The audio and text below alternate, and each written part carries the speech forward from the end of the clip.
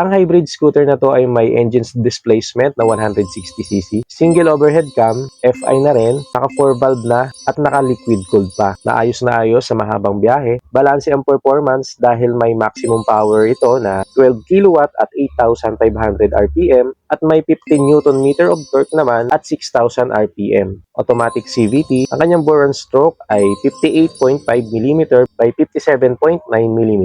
Equipped na rin ito ng dual channel ABS, dagdag sa safety natin, smooth at walang skidding pag nagpreno tayo, hindi maglalak ang mga brakes kapag napalakas ang pihit ng preno. Meron na rin itong TCS or traction control system na kapag dumaan naman tayo sa madudulas na kalsada, for example, basa, mabuhangin at maputik, ay hindi madudulas ang gulong sa hulihan. So, proportion pa rin ang ikot ng gulong sa hulihan doon sa ikot ng gulong sa unahan. Iwas disgrasya or iwas semplang. At kusang namamatay na rin ang engine nito kapag huminto tayo ng 3 to 5 seconds dahil equipped na rin siya ng idling stop system. Sa pamamagitan ng features na to ay magre-resulta sa mas matipid na gas. At kapag aandar na tayo, hindi na natin kailangan i-start pa yung motor, pihitin lang natin yung silinyador at kusang aandar na yung motor.